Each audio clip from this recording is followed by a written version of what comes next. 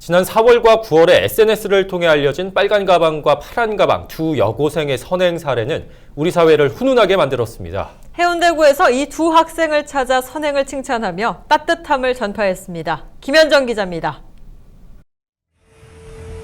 빨간 가방을 맨 여고생이 위험천만한 도로 한가운데서 음주운전 차량을 맨몸으로 막아선 버스 기사를 돕고 있습니다.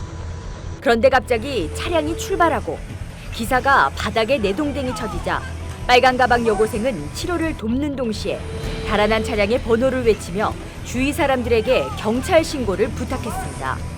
결국 버스 기사를 밀치고 달아난 음주운전자 박 씨는 600m를 달아나다 단속 중이던 경찰에 붙잡혔습니다. 이 사건은 지난 4월 부산경찰 SNS에 오르며 무려 2만 3천여 개의 좋아요 휘수를 기록했습니다. 파란 가방을 맨 여학생이 손수레를 밀고 갑니다. 손수레에는 폐지가 한가득 담겨 있습니다. 그 뒤로 할머니가 불편한 다리를 이끌고 힘겹게 따라갑니다.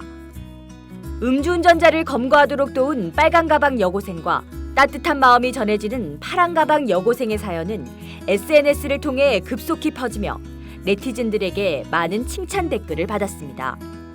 이에 해운대구에서는 SNS를 통해 선행한 두 여학생을 찾았고 결국 두 학생 모두 부산 성심보건고등학교 학생인 것으로 밝혀졌습니다.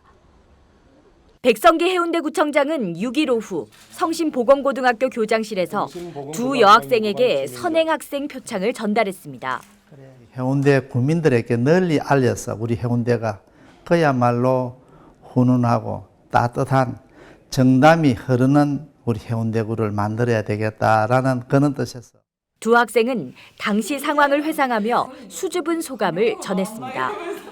그 버스 기사분이 저희 아빠뻘 되시는 분이고 해서 이제 보다 보니까 저 큰일 일어날 것 같은 거예요. 그래서 저도 모르게 저 위험한 거 모르고 그냥 저도 놀래서 뛰쳐나가게 된 것 같아요. 솔직히 부담되기도 했었고 빨간 가방 여기서 이렇게 얘기하고 하니까 뿌듯하기도 하고 살아계실 때 다리 좀 불편하셨던 저희 할머니 생각도 나고